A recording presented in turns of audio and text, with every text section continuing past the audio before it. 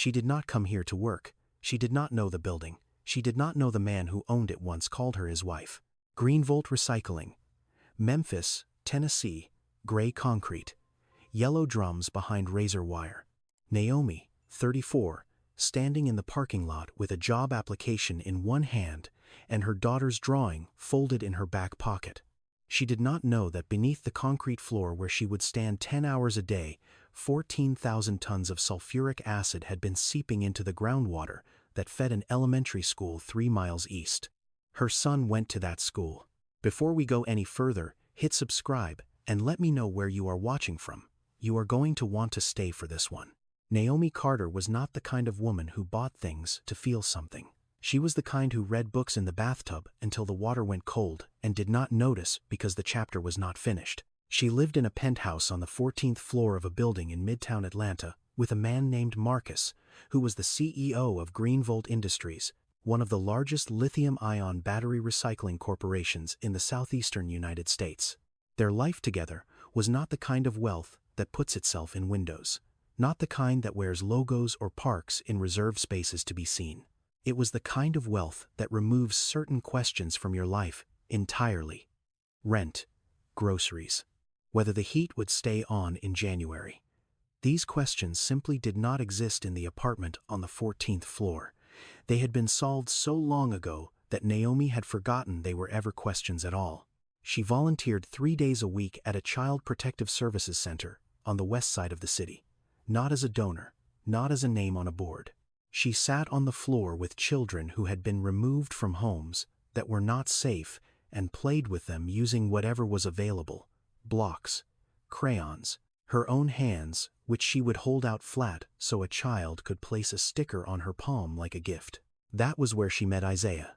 8 years old, he did not speak to strangers, not out of shyness, out of practice. He had learned in his first home that silence was safer than sound, that words could be used against you, that the less a person knew about what you were thinking, the less they could take from you. He did not speak to Naomi for 6 months. She came back every Tuesday and Thursday. She sat near him. She did not ask him questions. She read books out loud to no one in particular, and he listened from across the room, pretending he was not listening. On the 7th month, he asked her what happened to the character in the story. She told him.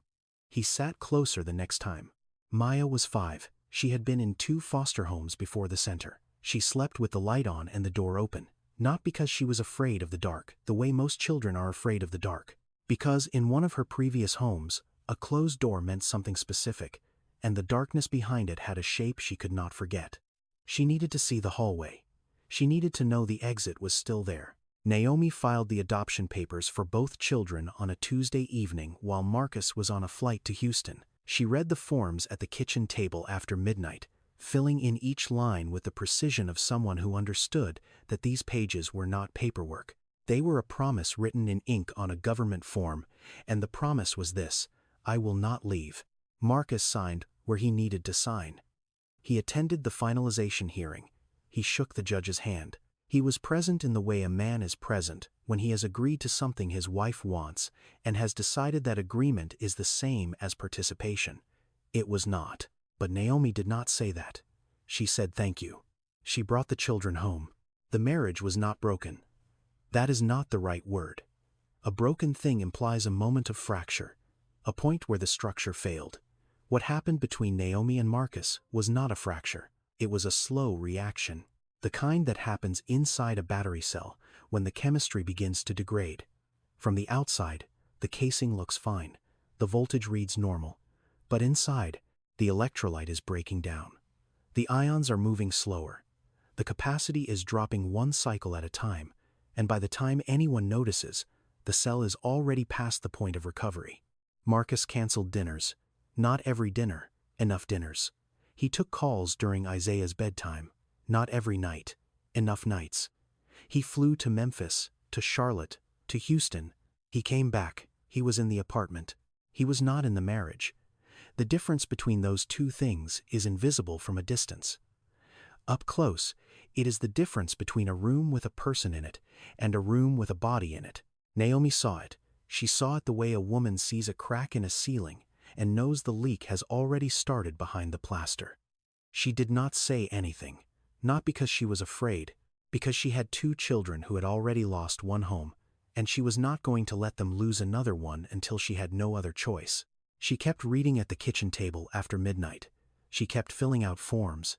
She kept sitting on the floor with her hands open. She kept the lights on for Maya. She kept the books within reach for Isaiah. She held the structure together the way you hold a cracked glass, carefully, with both hands, knowing that the crack is already there and the only thing left to decide is how long you can keep it from reaching the edge. Marcus filed for divorce on a Wednesday, not in person, through counsel, 4 attorneys from a firm in Buckhead that specialized in high-asset dissolutions, the kind of firm that did not advertise because their clients did not find them through advertisements. They were found through referrals from other wealthy men who had used them before and had been satisfied with the mathematics of the outcome. The mathematics were simple. Everything belonged to the trust: the penthouse, the cars, the brokerage accounts, the membership at the club, the ski house in Aspen, the foundation that bore his last name. All of it was structured inside a family trust that had been established before the marriage, amended twice during it, and never once explained to Naomi in the language she would have needed to understand what it meant. She had signed a prenuptial agreement 6 years earlier. She was 28. She was in love. She did not have her own attorney. She signed it at the same kitchen table where she would later read adoption forms at midnight, and the irony of that was the kind of irony that does not announce itself until years later, when the table is no longer yours and the kitchen belongs to someone else. The attorneys presented the settlement. Naomi received her personal belongings: clothing, books, the children's toys.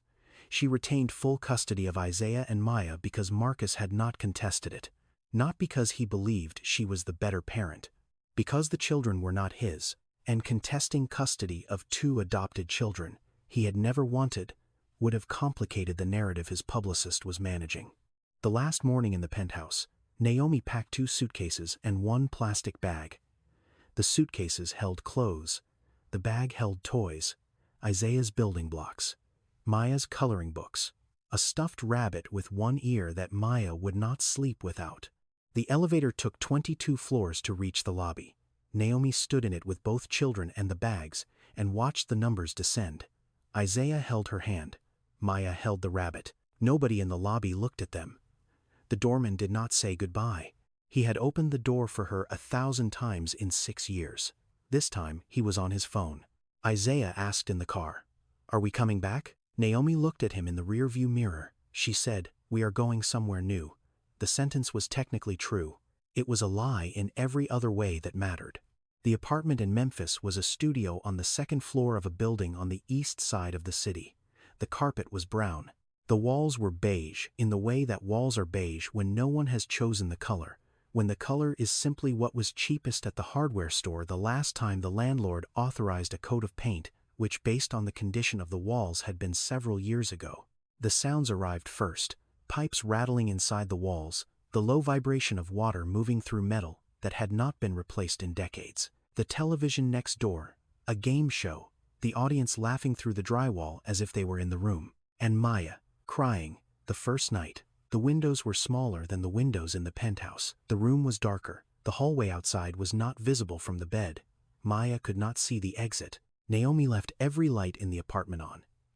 She sat on the floor next to Maya's mattress, the mattress she had bought that afternoon from a thrift store on Lamar Avenue, and she held the girl's hand until the crying became breathing, and the breathing became sleep. In the penthouse, Naomi had turned on the faucet, and the water ran hot in 3 seconds.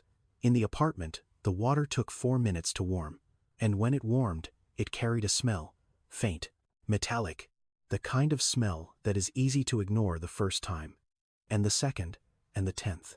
The kind of smell you stop noticing, because noticing it means asking a question you cannot afford to answer when the rent is $470 a month and the next cheapest option is a shelter. Naomi did not own gloves anymore. In Atlanta, she had worn leather gloves in winter, soft, brown, lined with cashmere.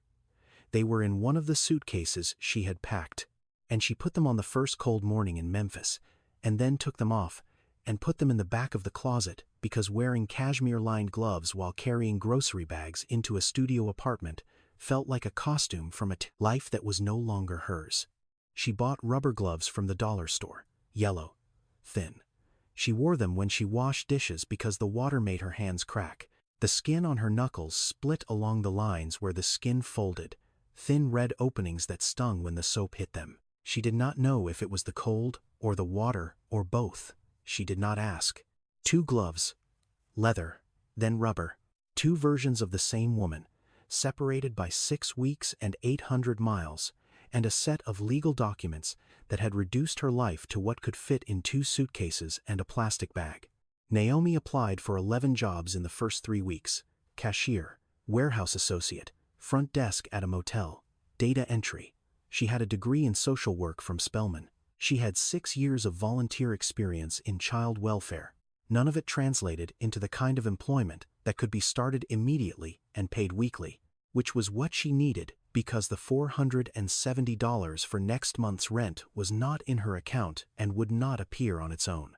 On the 12th application, she saw the listing. Greenvolt Recycling Facility, Memphis, Tennessee. Battery disassembly technician, no experience required. 10-hour shifts, $14.25 an hour. She applied online from the public library because she did not have internet at the apartment. She received a callback the next day. The man who interviewed her was named Derek. He was the plant manager. Mid-40s, thin mustache.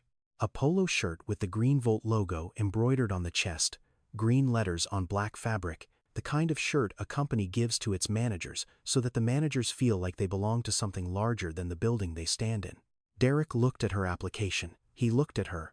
He looked at the application again. He asked the standard questions: previous employment, availability, physical limitations.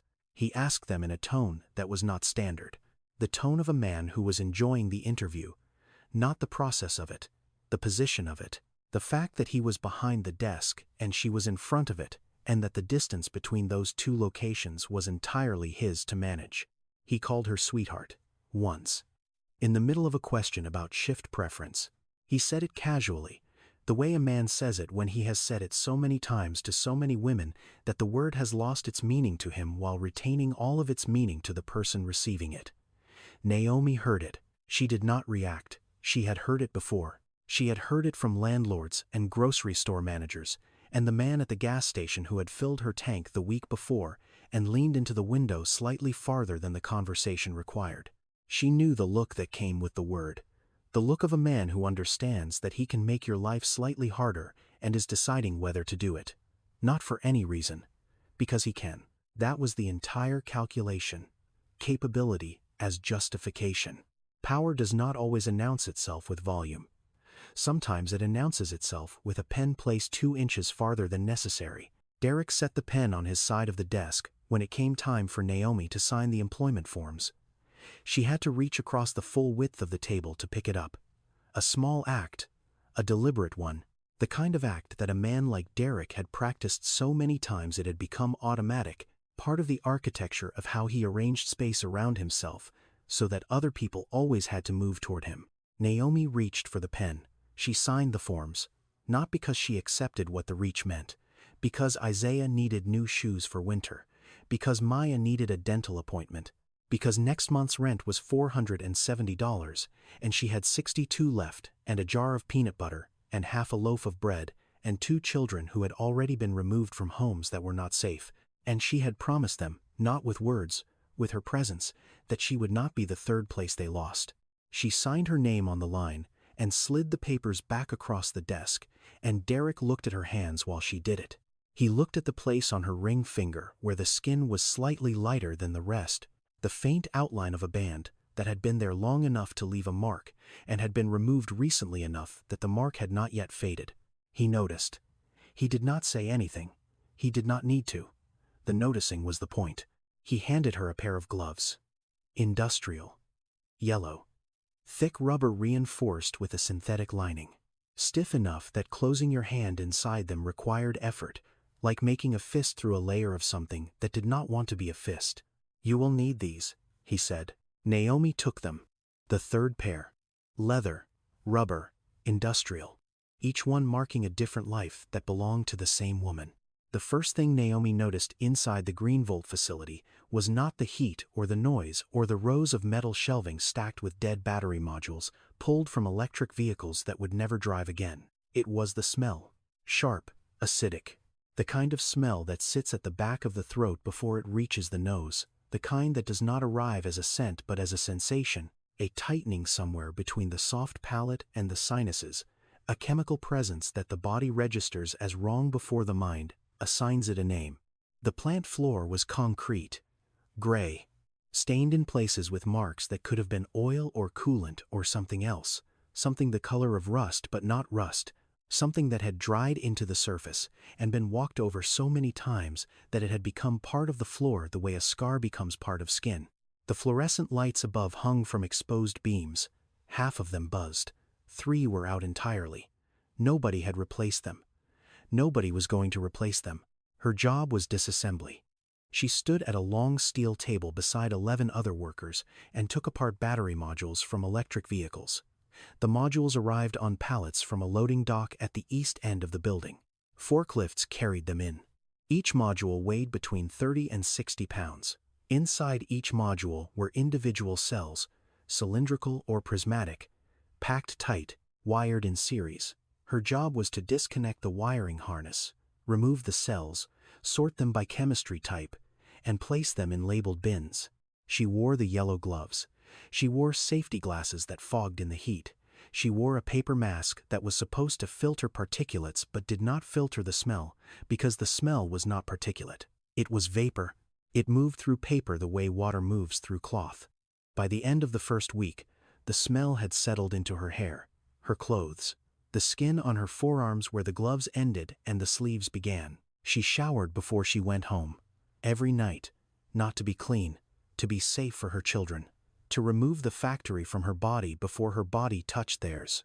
The other workers did not talk much, not because they were unfriendly, because the noise made conversation a physical effort. The grinders ran 12 hours a day. The hydraulic press at the far end of the floor operated in cycles, a low pneumatic hiss followed by a metallic slam that repeated every 40 seconds. The rhythm of it entered the body the way a heartbeat enters a stethoscope.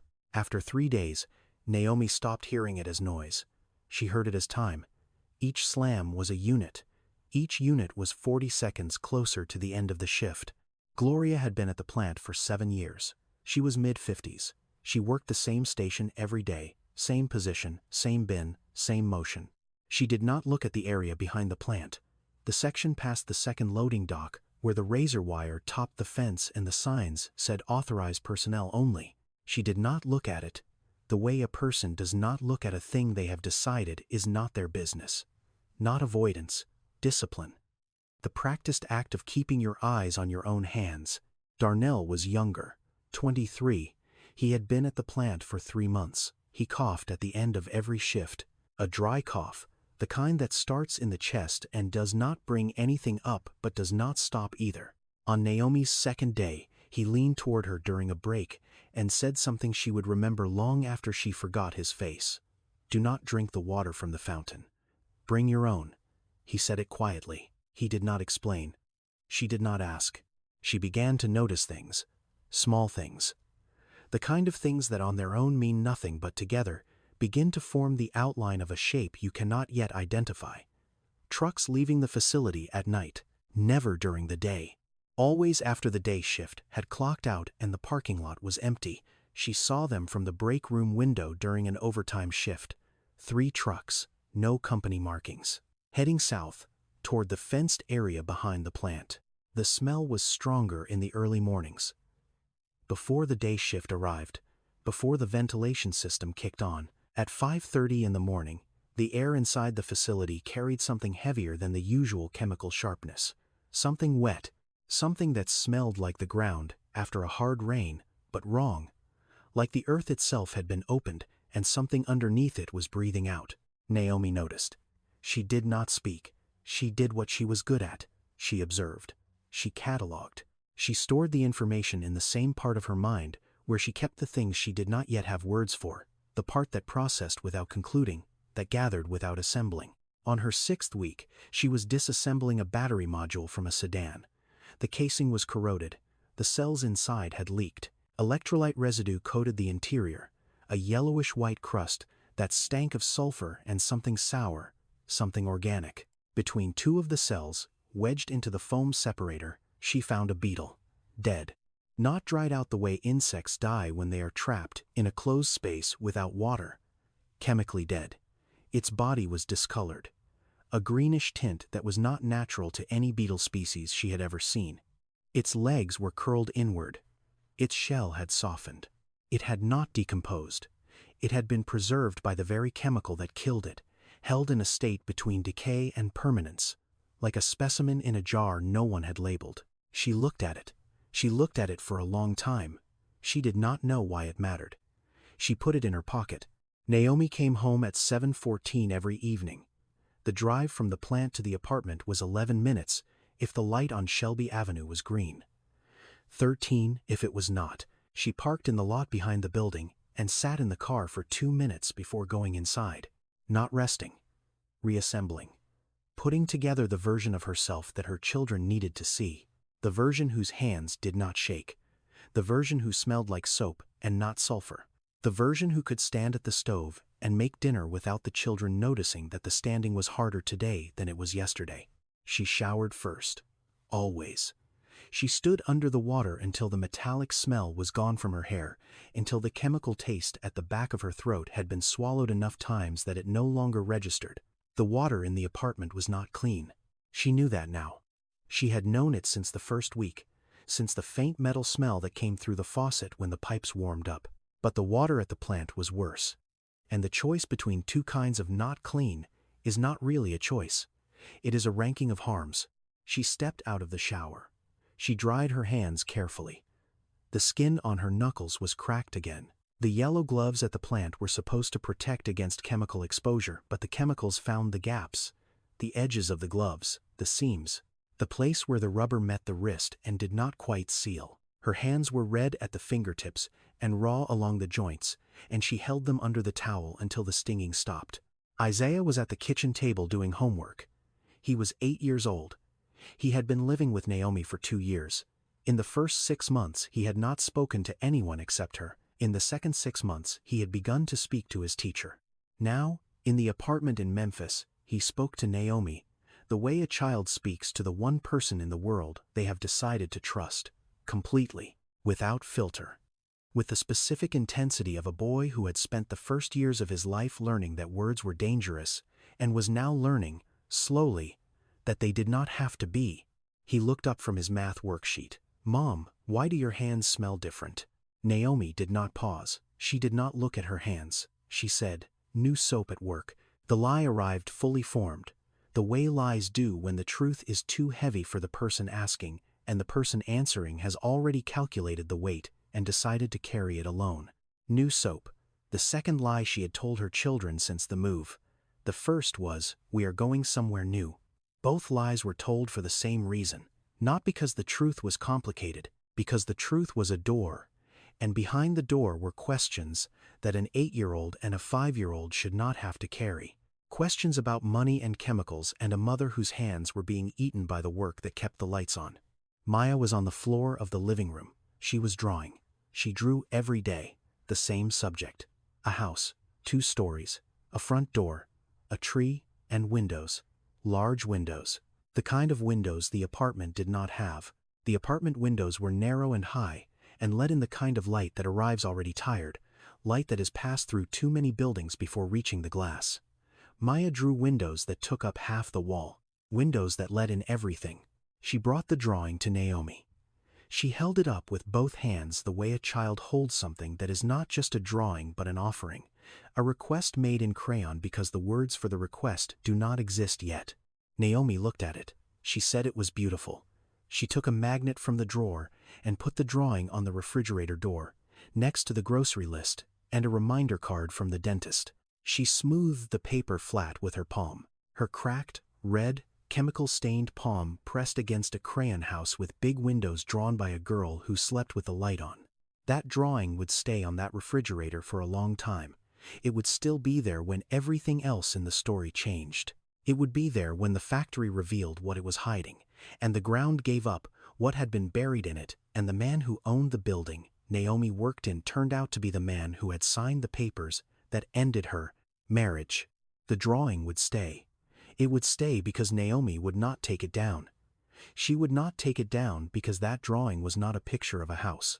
It was a picture of a promise, and Naomi did not break promises, even the ones made in crayon, even the ones she could not yet keep. Mac and cheese from a box. That was dinner.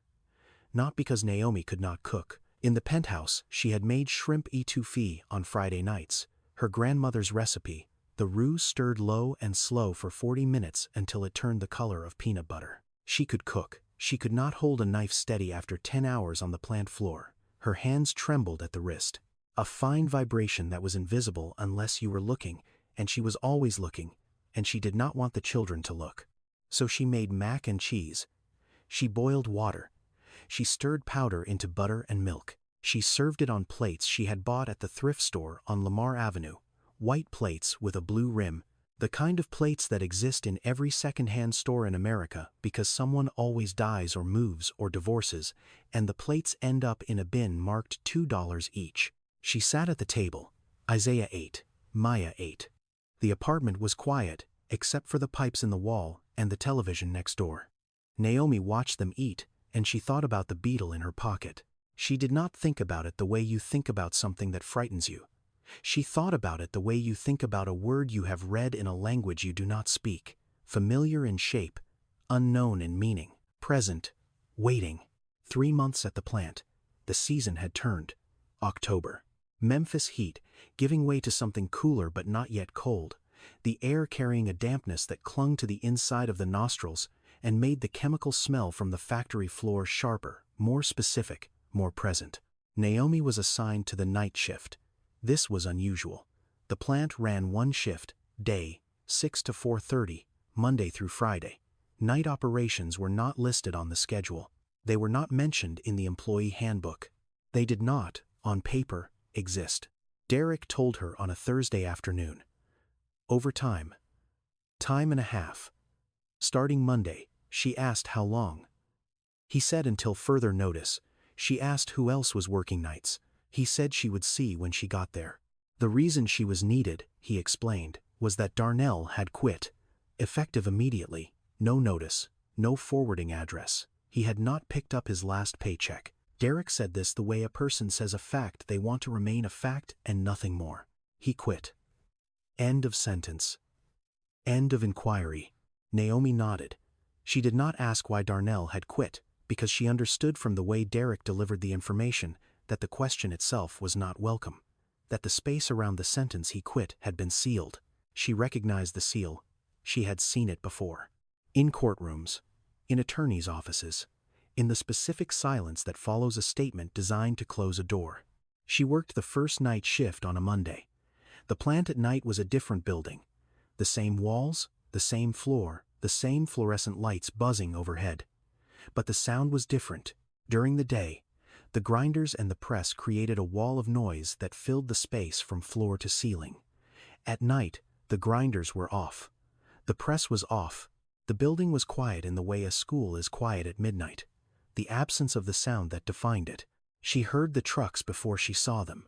The low diesel rumble coming from the east loading dock. She walked to the break room window and looked out. 3 trucks. No markings. The same trucks she had seen weeks ago. They were moving toward the south gate, the gate that led to the fenced area behind the plant, the area with the razor wire and the signs that said authorized personnel only. The trucks passed through the gate. She watched them disappear behind the fence line. Then she heard it. Not the engine sound, something else, something lower, heavier. A sound that came from the ground itself. The sound of earth being opened, not cut, not drilled. Opened, a wet, heavy tearing, like a wound being made in soil that was not dry enough to resist. She stood at the window for 4 minutes. She counted. The sound continued. Then it stopped. The trucks returned. Empty. She could tell by the way they moved. The suspension sat higher. The tires did not press as deep into the gravel. Whatever they had been carrying, they were not carrying it anymore. Naomi finished her shift. She drove home. She sat on her bed. She did not sleep. She looked at the ceiling, and she thought. She thought about Darnell, the cough at the end of every shift. Do not drink the water from the fountain. She thought about the beetle in her pocket, the green discoloration, the softened shell. She thought about the smell at 5:30 in the morning, the smell that arrived before the workers and lingered after the ventilation turned on, the smell of something under the floor that was not supposed to be there. She thought about the trucks. The sound, the earth opening. The pieces were not connected yet. They were in the same room. They were facing each other. They had not touched. 3 days later, she found the paper. It was on the floor beside Derek's desk, half under the filing cabinet, a single sheet that had slipped from a folder or been dropped and not noticed. Handwritten, not typed. Blue ink. Chemical symbols she did not recognize and numbers she did. Tons. Cubic meters. Dates. Frequency. 3 nights a week. Every week. Going back 14 months. She picked it up. She held it. She read the numbers again. Then she took out her phone and opened the camera. Her hands were shaking. Not from the chemicals this time. Not from the cold. Not from the 10-hour shift, or the weight of the battery modules, or the stiffness of the yellow gloves. Her hands were shaking because the shape she had been looking at for 3 months had just become clear enough to name. And the name was worse than anything she had imagined. She took the photograph. She put the paper back on the floor exactly where she had found it. She walked back to her station. She picked up the next battery module. She continued working. The photograph sat in her phone. The phone sat in her pocket. The pocket sat against her body. And the body kept working because that was what the body had been trained to do. Keep working. Keep standing. Keep the hands moving even when the hands are shaking. Even when the thing causing the shaking is not fatigue or cold, but the specific tremor that arrives when the mind has received information it cannot return. The community clinic on South Memphis sat between a laundromat and a check-cashing store on a block where the sidewalk had cracked so many times that the city had stopped repairing it and the weeds had stopped waiting for permission. Naomi brought Maya for a dental appointment on a Tuesday morning. The waiting room held 12 plastic chairs, a television mounted on the wall playing a cartoon with the volume too low to hear, and the particular smell of antiseptic and old carpet that exists in every underfunded medical facility, in every low-income neighborhood, in every city that has decided certain zip codes deserve a certain quality of care. Maya sat on the floor. She had brought crayons. She was drawing. Naomi watched her from the chair and did not think about the factory. She thought about the factory every hour of every day, but in this room, for this moment, she was a mother at a dentist appointment, and the floor was clean enough, and her daughter was drawing, and that was going to be enough. Then she saw the boy. He was sitting on his mother's lap in the chair across the waiting room. 4 years old. Maybe younger. His arms were moving normally. He was reaching for a toy on the small table beside the chairs, a plastic dinosaur, green, the kind they sell in bags of 12 at the dollar store. He reached for it, and his fingers closed around it, and he smiled. The smile of a child who has accomplished something that the world does not count as an accomplishment, but that to him is the entire point of being alive in this moment. His legs were different. They hung from his mother's lap with the stillness of something that was not resting but absent. The calves were thin in a way that was not the thinness of a small child. It was the thinness of muscle that had not developed. That had begun to develop and then stopped. The bones were there. The structure was there. What was missing was the thing that was supposed to surround the structure and give it the ability to move. A small wheelchair sat folded against the wall beside the mother's chair, blue, the kind that is sized for a body that should not need one yet. The mother's name was Tamara. Naomi did not know her. Tamara did not know Naomi. They were 2 women in a waiting room in South Memphis, sitting 6 feet apart with their children, connected by nothing except geography, and the particular patience of mothers who have learned to wait in rooms like this, because rooms like this are the only rooms available. Naomi asked about the boy. She asked the way you ask, carefully, without the pity that makes a question feel like a verdict. Tamara answered the way she had answered the question before, many times, to many people. The words came out rehearsed, not because she did not feel them, because she had felt them so many times that the feeling had been compressed into language that could be delivered without breaking. Progressive muscular atrophy. Unknown origin.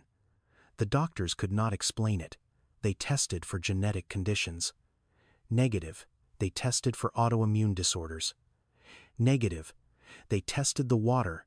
The city said it was fine. They said it was fine. They said it with the specific confidence of a system that has decided what the answer is before the question has been fully asked. Tamara said the words, the city said it was fine, the way a person repeats a sentence they were told by someone who was supposed to know and who they believed at the time, but no longer believe entirely, although they do not have the evidence to say why. 3 other children in the neighborhood had similar symptoms.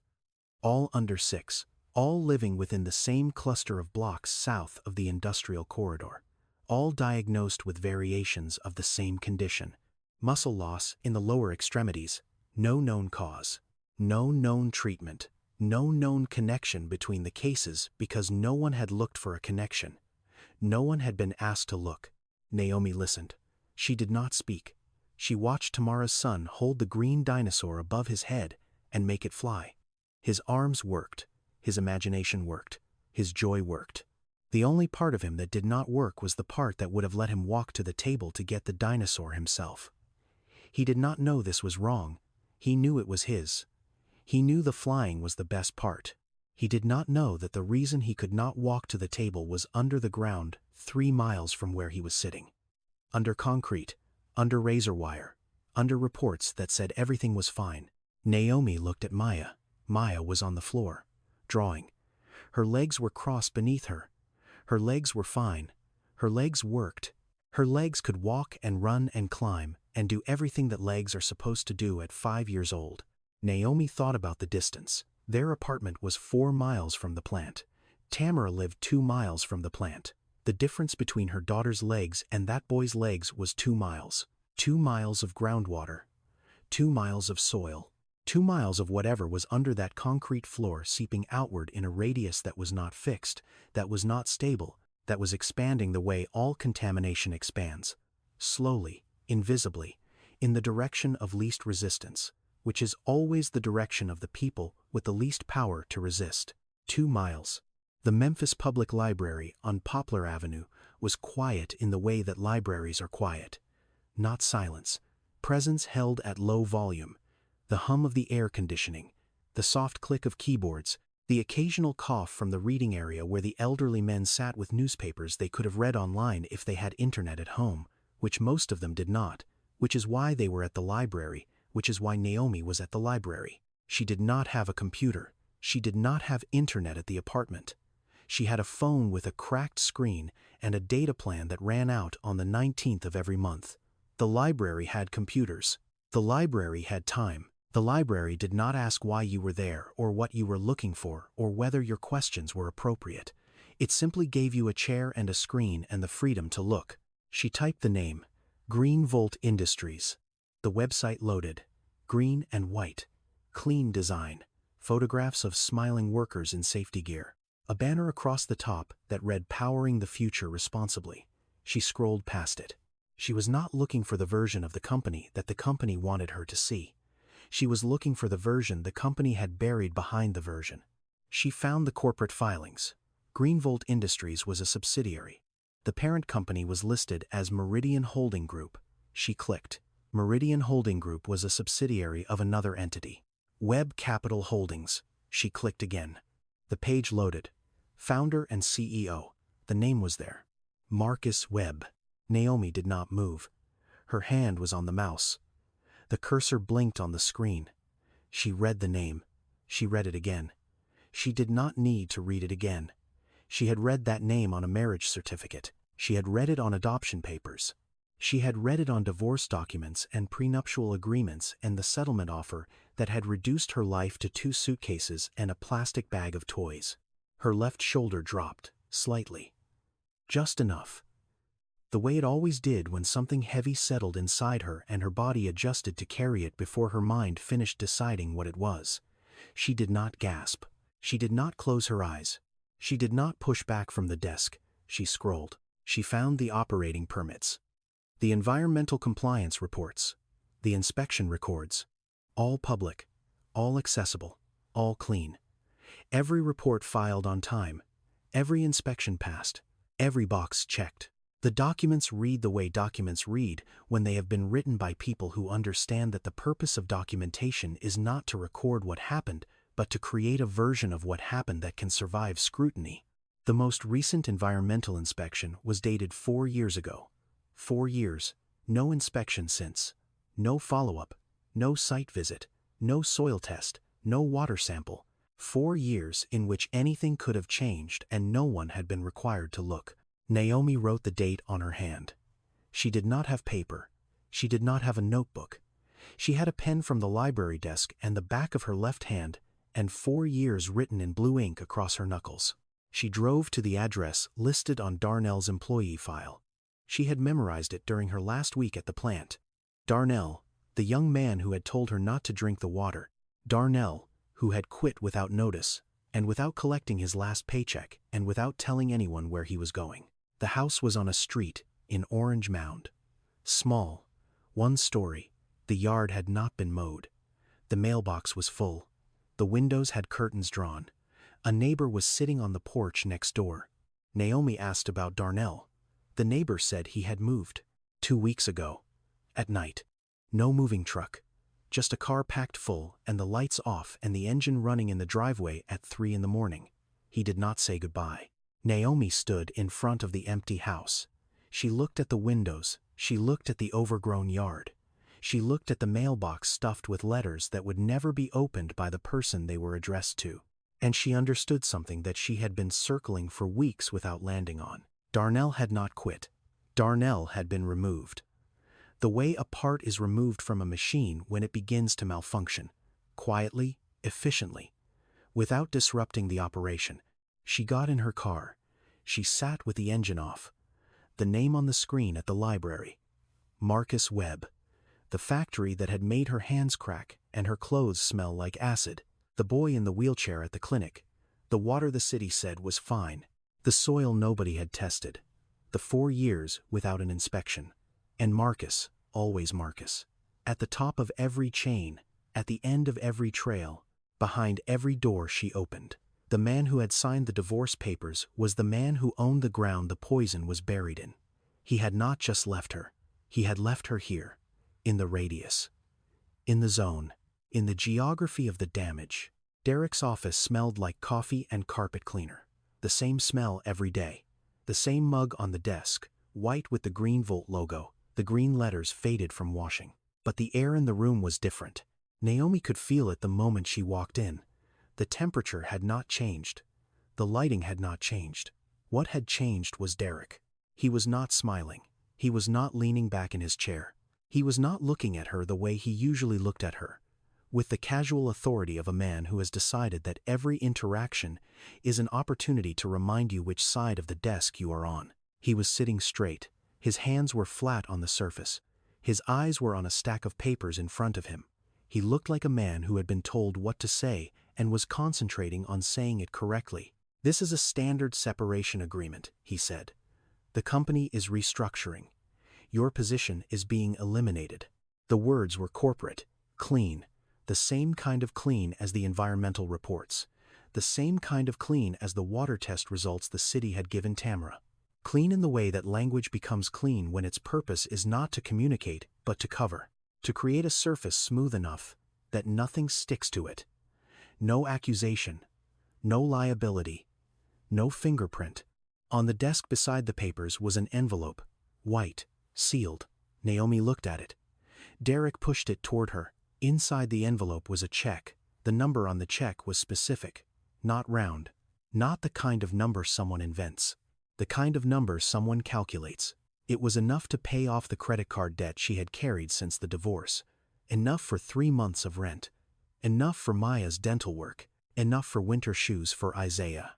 Naomi looked at the check for 4 seconds.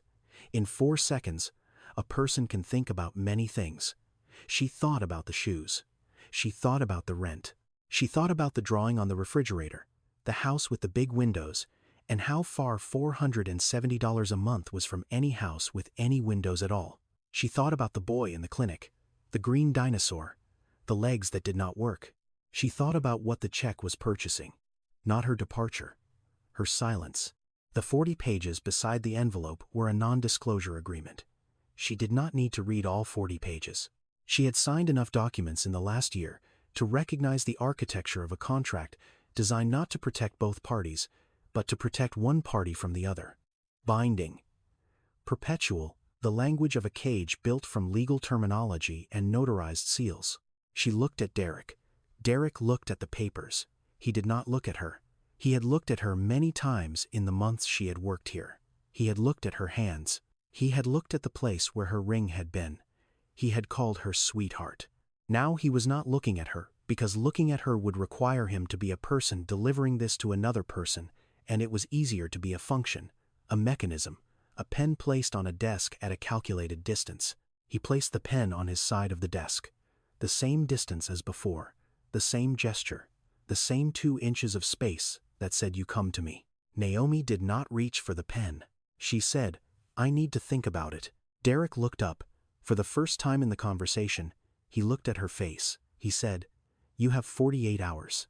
The sentence landed in the room the way a deadline lands, not as a number, as a wall. The space between now and 48 hours from now was the space Naomi had been given to decide whether her silence was worth the number on the check, and whether the number on the check was worth the legs of a boy she had met once. In a waiting room in South Memphis. She stood. She walked to the door. She did not take the pen. She did not take the envelope. She left them on the desk the way you leave something that is not yours and never was, even though it was offered with your name on it. 48 hours. Naomi returned the NDA on a Friday, 72 hours after she received it. She kept it 1 day past the deadline. Not by accident. Not because she forgot. Because the deadline was 48 hours, and the only thing she had left that belonged entirely to her was the decision of when to say no. She said it on her own time. She placed the unsigned papers on Derek's desk. The pen was still where he had left it. She did not touch it. She said, "I am not signing this." She said it the way she had said, "I need to think about it." Calm, measured. The voice of a woman who has made a decision that will cost her everything she has left and has already accepted the cost before delivering the sentence. Derek looked at the papers. He looked at her. He picked up his phone. He made a call. He did not ask her to sit down. He did not ask her to leave. She stood in front of the desk for 3 minutes while he spoke to someone she could not hear in a voice too low to make out the words. Then he hung up. He said, "Your employment has been terminated effective immediately. Violation of workplace safety protocols." The words were ready. They had been prepared before she walked in. The violation was invented.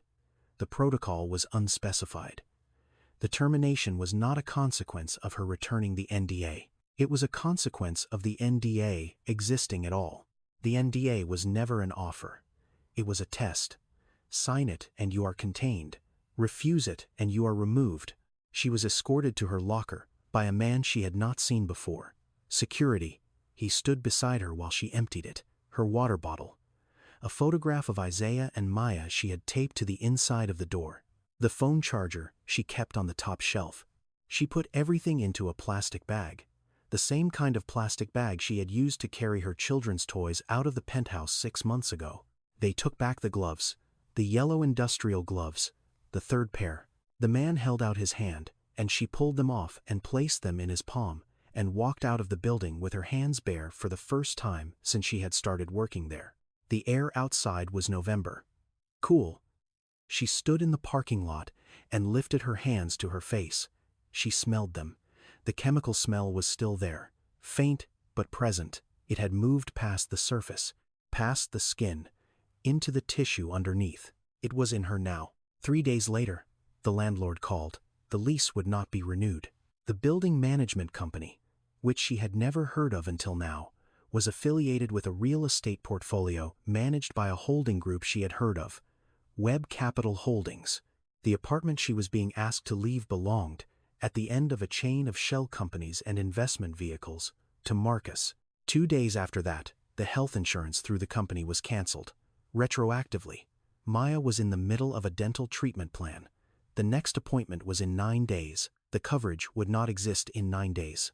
1 day after that, her bank account was frozen. Internal review.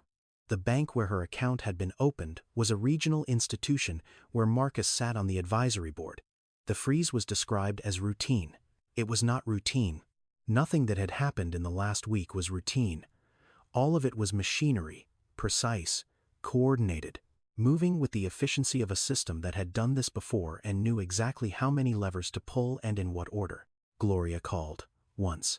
The conversation lasted 43 seconds. Naomi counted afterward, not during. Gloria said, "I told you not to ask questions. I told myself the same thing 7 years ago." The line went quiet. Then Gloria said, "I am sorry." Then the call ended. She did not call again. A text message arrived from a number Naomi did not recognize. One line. No greeting. No name. "They paid me $40,000. I moved to Tulsa. Do not call this number. Darnell. Paid and relocated. $40,000 to leave Memphis and not talk about what he had seen at the plant. $40,000 to stop coughing in a different city." Naomi looked at the text. She thought about how many people had received a version of that text. How many Darnells had been packed into cars at 3 in the morning and driven to other cities with checks and silence agreements, and the understanding that the silence was the product and the check was the receipt. She stood in the apartment. The apartment she was about to lose. The frozen bank account. The canceled insurance. The terminated employment. The unsigned NDA on Derek's desk. All of it moving in the same direction, toward the same point, with the same message. Stop. Go away. Be quiet. The system did not need her to disappear. It just needed her to stop being visible. She looked at the refrigerator. Maya's drawing was still there. The house with the big windows, held in place by a magnet from the dentist office. The dentist whose next appointment would not be covered because the insurance had been canceled by a company owned by a man who was poisoning the ground that the dentist's office stood on. Naomi did not cry. She had not cried since the elevator ride down 22 floors with 2 suitcases and a plastic bag. She did not cry because crying required a kind of release, and release required a moment of safety, and there was no safety left. There was only the next thing, and the next thing after that, and the drawing on the refrigerator that she would not take down, because taking it down meant something had ended and nothing had ended yet. The road was dark. 9:14 at night. November. Naomi was driving east on Rains Road. The interview had been at a warehouse on the far side of Whitehaven. Inventory clerk. $9.50 an hour. No benefits. The manager had looked at her application and said they had just filled the position. He said it without looking up. He said it the way every manager at every job she had applied to in the last 3 weeks had said it. "We just filled it. We are not hiring at this time. The position has been eliminated." The words changed. The meaning did not. She had applied to 14 places since the termination. 14, cashier, stockroom, front desk, data entry, janitorial. Every application submitted, every callback declined or unanswered. Except this one. This one had called her in. This one had looked at her resume and said come in Thursday at 7. She had driven 22 minutes in the dark to a warehouse parking lot where 4 cars sat under a single light, and a man behind a desk told her the position had been filled without meeting her eyes. She was driving home. The road had no streetlights for a half-mile stretch near the railroad crossing. She knew this stretch. She drove it every time she came from this side of the city. The darkness here was the kind of darkness that exists because the city has decided that certain roads do not need lights, and the people who drive those roads do not need to be seen. She saw the headlights in her rearview mirror. High beams, closer than a car should be at this speed on this road. She adjusted the mirror to reduce the glare. The lights stayed. The vehicle behind her was large, a truck, a pickup. She could see the shape of it in the reflection, the height of the cab, the width of the frame. The impact came from behind. Not a tap, not a nudge, a hit. The kind of hit that moves a car forward against the driver's will, that transfers momentum from one body to another with the specific violence of an act that has been planned and executed with full knowledge of the outcome. Her hands left the wheel, not by choice. The force took them. The car swerved right. The shoulder of the road was gravel, then grass, then a drainage ditch. The car tilted. The world rotated. The ceiling became the floor. Glass broke. Not all at once. In sequence. The windshield first, then the driver's side window, then the rear. Each one a different sound. The windshield was a crack. The side window was a pop. The rear was a scatter. Then water. The ditch held 3 inches of rainwater from the storm 2 days before.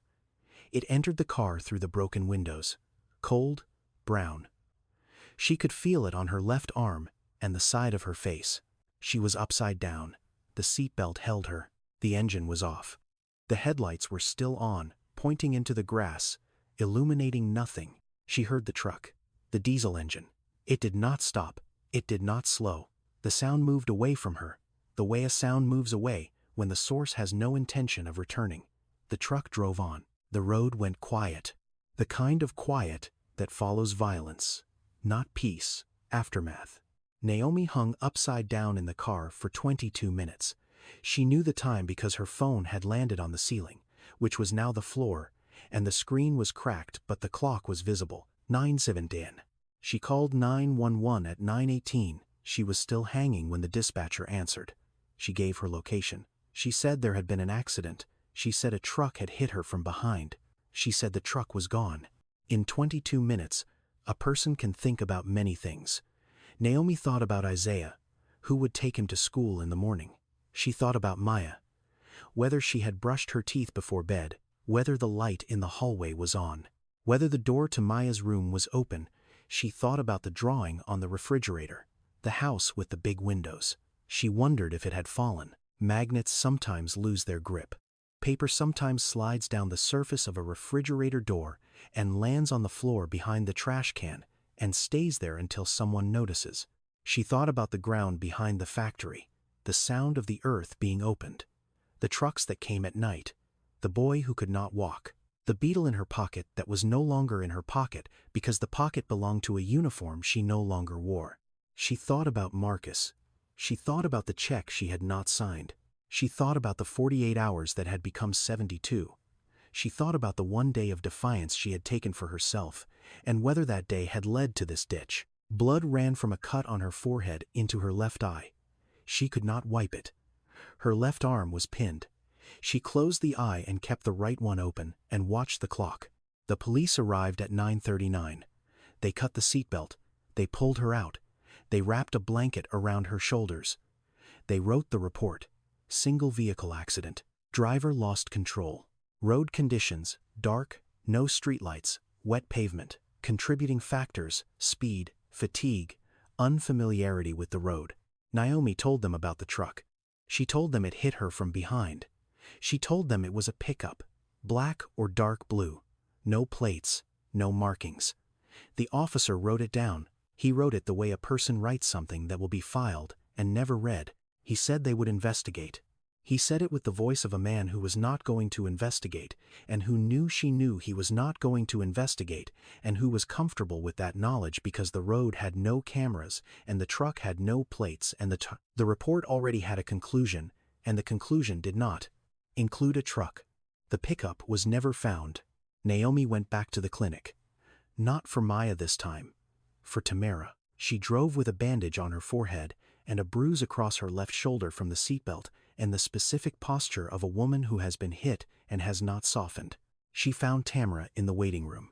Same chairs, same cartoon on the television, same boy, same green dinosaur. Tamara looked at Naomi's face. She looked at the bandage. She did not ask what happened. She waited. Naomi sat down beside her. She took out her phone. She opened the photograph. The paper from Derek's desk. The chemical symbols, the numbers, the tonnage, the dates, the frequency. She showed Tamara the screen. She opened the browser. She showed her the corporate filings. Greenvolt, Meridian Holding Group, Web Capital Holdings, the chain of names that led to the same man. She showed her the inspection records. The 4-year gap. She showed her the photograph of the beetle. Green, chemically preserved, pulled from inside a battery module at a facility 3 miles from where they were sitting. Tamara looked at the phone. She looked at the photographs. She looked at her son. He was holding the dinosaur. He was making it fly again. She said, My son's doctor told me the water test was clean. You are telling me it was not clean. Naomi said. I am telling you nobody tested the soil. The word landed in the room, the way a new word always lands, when it changes the shape of a question that has been asked the wrong way for years. Soil. Not water. The water was the surface, the soil was underneath. The tests had looked at what was visible and ignored what was buried. The same way the reports had been filed, and the inspections had been passed, and the website had said powering the future responsibly. All surface, all clean, all designed to keep the eyes looking up while the damage moved down. Gloria called 3 days later, not the 43-second call, a longer one. She said she had been thinking. She said she had not slept. She said she had been watching the trucks for 7 years. She said she had known. She said she had known, and she had chosen not to know because she had 2 children and no savings, and no other job available in a neighborhood where the only employer large enough to offer health insurance was the company that was poisoning the neighborhood. She said, I am not brave. I am just too tired to keep pretending I do not know.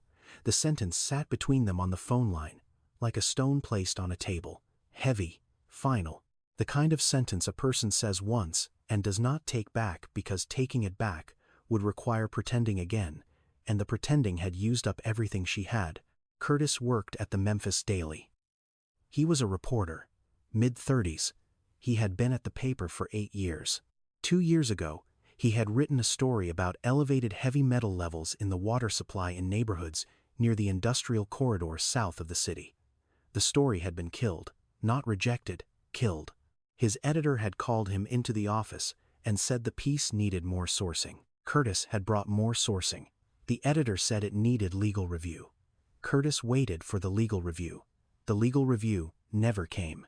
The story sat in a folder on his desktop for 14 months. Then he understood. Greenvolt was one of the paper's largest advertisers.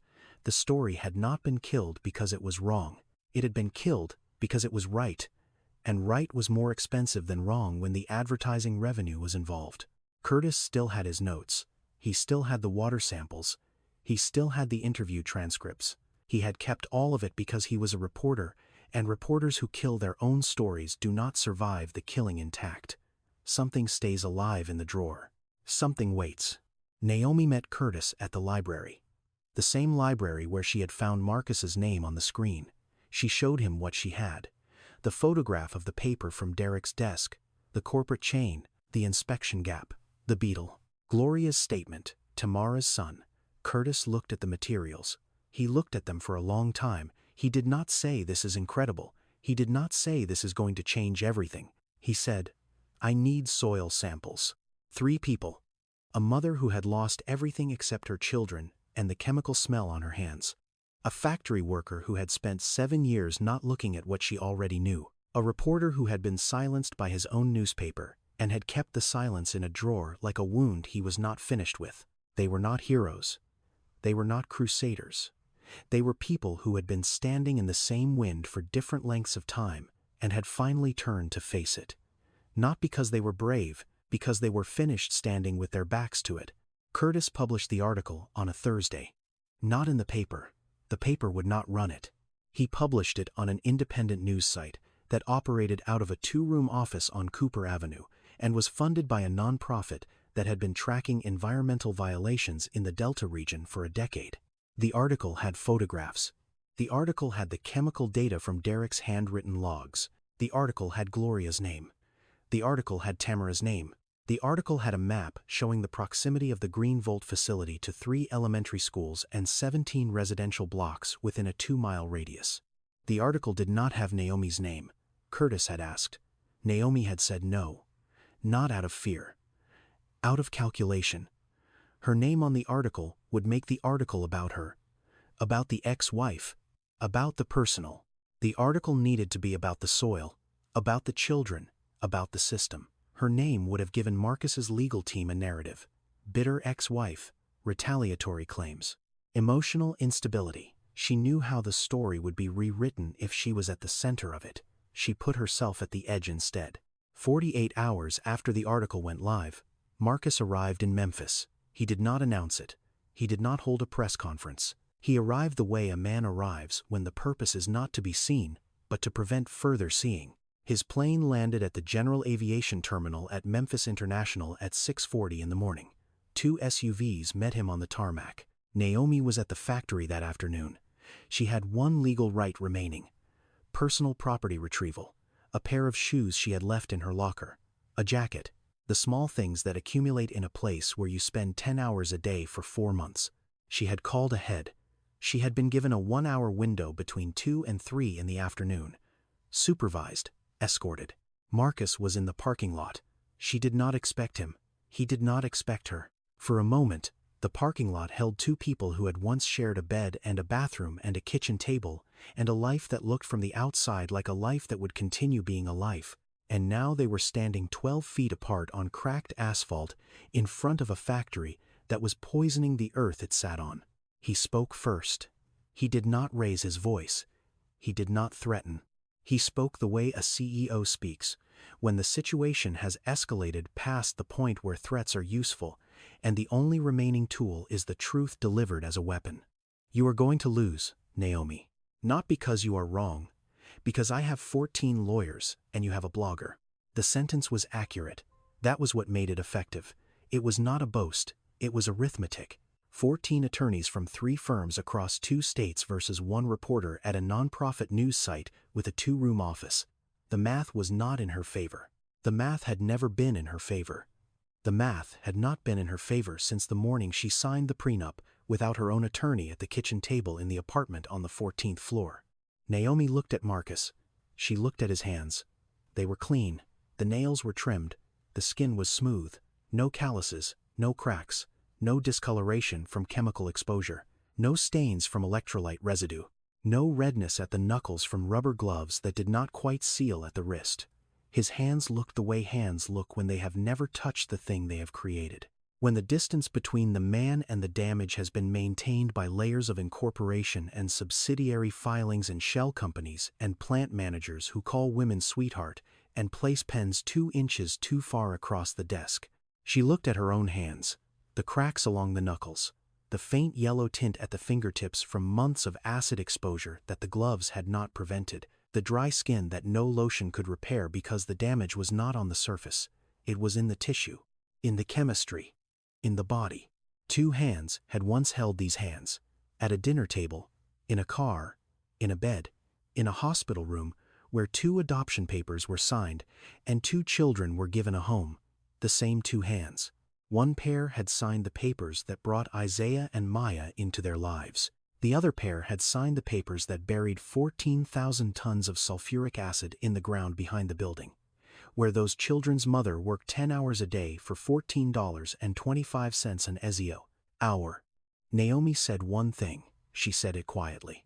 Not as an accusation, not as a legal argument, as a fact. The way a mother states a fact that has been living inside her for months and has finally found the door. Isaiah asks me why my hands smell different. I tell him it is soap, but it is not soap, Marcus. It is your factory. Marcus did not respond. He looked at her hands. He looked at them the way a person looks at evidence they have been avoiding.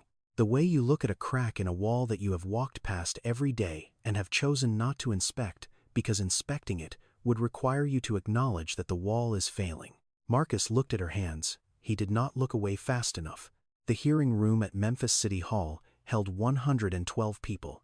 Naomi counted them from the back row while the EPA representatives set up a projector and arranged folders on the long table at the front of the room.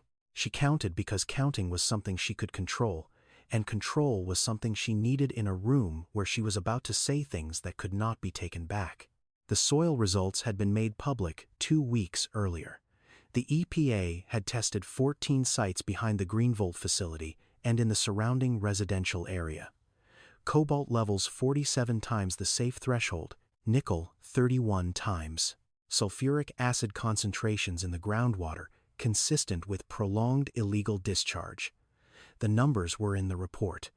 The numbers were on the projector. The numbers existed in the language of science and regulation and federal oversight. The numbers were not the reason Naomi was standing up. She stood because someone had asked her to speak, not as an expert, not as a plaintiff, as an affected community member. That was the phrase on the agenda, affected community member. 3 words that reduced everything she had been through to a category on a schedule printed on city letterhead. She walked to the front. She did not have notes. She did not have a prepared statement. She had her hands. She held them in front of her body as she walked, not folded, not clenched, just present. The way a person holds the only tools they have when the tools are also the evidence. She looked at the room. 112 faces. Tamara in the 4th row with her son in the wheelchair beside her. Gloria in the 7th row, sitting with her hands in her lap, looking straight ahead with the expression of a woman who has spent 7 years not looking and is now looking at everything. Curtis in the back with a notebook open. Marcus's legal team at a table on the right side of the room. 14 of them. She counted them too. She spoke. She said, "They gave me 3 pairs of gloves. The first pair was leather. I wore them when I lived in a different city and had a different life, and thought the worst thing that could happen to my hands was the cold. The second pair was rubber. I wore them when I washed dishes in an apartment where the water smelled like metal, and I did not ask why because asking why costs money I did not have. The third pair was industrial, yellow, thick. They gave them to me at the factory to protect my hands from the chemicals I was handling." She paused. She looked at the table where the EPA officials sat. "They gave me gloves to protect my hands from the chemicals. They did not give gloves to the children who drank the water." The room was quiet. Not the quiet of agreement, not the quiet of disagreement, the quiet of a room that is being rearranged from the inside. She said, "My daughter draws a house. She draws it every week. It has big windows. She draws big windows because the apartment we live in has small windows. She does not know why the windows are small. She does not know that the windows are small because the rent is low. She does not know that the rent is low because the neighborhood is cheap. She does not know that the neighborhood is cheap because the land is poisoned. She does not know that the land is poisoned because the company that poisoned it decided that this neighborhood's children were an acceptable cost." She looked at Tamara. She looked at the boy. He was in the wheelchair. He was holding a toy, not the dinosaur. A different one. A car. Red. He was rolling it across the armrest of the wheelchair with the concentration of a child who has found a flat surface and a vehicle and has decided that this is enough. She said, "That boy can reach a toy off a table. He cannot walk to the table." She said, 47 times the safe level. That is what the report says. The report uses the word threshold. I want to use a different word. I want to use the word children. 47 times the safe level for children. Not for machines. Not for concrete. Not for factory floors. For children. Children who live 2 miles from a building where I stood for 10 hours a day and could smell the acid through the mask they gave me, and through the gloves they gave me, and through the walls they built to keep the outside from seeing what was happening on the inside. She looked at Marcus's lawyers. She did not look at Marcus. She did not need to. He was behind them. He was always behind them. That was the architecture of a life built on 14 lawyers and shell companies and separation agreements and pens placed 2 inches too far across the desk. She said, "They call it green energy. They call it the future. The future is buried in the ground behind that factory. The future smells like acid. The future cannot walk." She sat down. The room stayed quiet. The quiet lasted 11 seconds. She counted. The trial began 4 months after the hearing. It has not ended. These things do not end quickly. The system that allowed the contamination is the same system that adjudicates the contamination. The wheels turn. They turn slowly. They turn in the direction of budgets and billable hours and legal precedent and the specific patients of institutions that can afford to wait longer than the people they have harmed. Marcus was indicted on 14 counts: environmental fraud, conspiracy, obstruction, willful endangerment of a community. His 14 lawyers are still employed. His bail was posted in 40 minutes. The case is ongoing. Derek became a cooperating witness for the prosecution. He exchanged his testimony for a reduced sentence. That is how the system works. The hand that placed the pen 2 inches too far across the desk is now pointing at the man who told the hand where to place it. The small are consumed, so the large can be caught. Whether the large will be caught remains a question the court has not answered. Tamara's son started physical therapy. The muscles in his legs have not recovered. The doctors do not know if they will. They do not say never. They say we do not know yet. The difference between those two sentences is the difference between a closed door and a door that has not been opened. He started swimming. In the water, his body weighs less. In the water, his legs move. The water, the same element that carried the contamination into his body, is now the medium through which his body relearns how to move. That is not irony. That is the world refusing to be simple. Gloria still lives in Memphis. She works at a grocery store on Lamar Avenue. She does not talk about the factory often. When she does, she says the same thing. I knew, and I did not say. And then I said, she does not call herself brave. She calls herself finished. Finished pretending. There is a difference. Bravery is a decision to face something. Being finished is the moment when facing it becomes less exhausting than looking away. Naomi is still in Memphis. She is still in the apartment. The bank account was unfrozen after the indictment. The insurance was reinstated through a state program. The rent was paid. The apartment is not the house with big windows. It is the apartment with small windows and pipes that rattle and a wall thin enough to hear the television next door. She is still there. The drawing on the refrigerator has a new one beside it. Maya drew it last week. It is the same house, the same big windows, the same front door. But this time there is something new, a tree, in the front yard. Green, with branches that extend past the edge of the paper because Maya ran out of room but did not stop drawing. The tree is too large for the yard. The tree does not care. Naomi taped it next to the first one. She did not take the first one down. They hang side by side. The house without the tree and the house with the tree. The before and the after. The difference between them is a crayon line in the shape of something that grows. One evening, Isaiah was sitting at the kitchen table doing his homework, math. He looked up. He said, "Mom, why did you fight them?" Naomi looked at her son, the boy who had not spoken to anyone for 6 months. The boy who had learned in his first home that words were dangerous. The boy who was now asking his mother the largest question he had ever asked, using words he had decided were safe, because she had made them safe, by being the kind of person who showed up and did not leave, and did not stop and did not sign. She said, because someone had to. Isaiah thought about this. He thought about it the way he thought about math problems, with his whole face, his eyebrows pulled together, his lips pressed, his pencil still in his hand. Then he said, okay. One word. The weight of a child's trust in a single syllable. The sound of a boy who has watched his mother lose a marriage and an apartment and a job and a car and her savings and the skin on her hands and 22 minutes hanging upside down in a ditch on a dark road in November, and has decided that the woman sitting across the table from him is someone whose reasons do not need to be explained further. Okay, I understand. I see you. That is enough. This story is fiction, but battery waste dumping is real. Over 11 million tons of lithium-ion batteries will reach end of life by 2030. The communities living nearest to recycling and disposal facilities are disproportionately low income and communities of color. The children in this story are fictional. The condition is not. Toxic exposure in children living near improperly managed industrial waste sites has been linked to neurological damage, developmental delays, and muscular deterioration. These cases are documented. They are not rare. They are underreported. The next time you hear the words green energy, ask who is standing downwind. If this story stayed with you, share it with someone who needs to hear it. Subscribe for more stories. See you in the next one.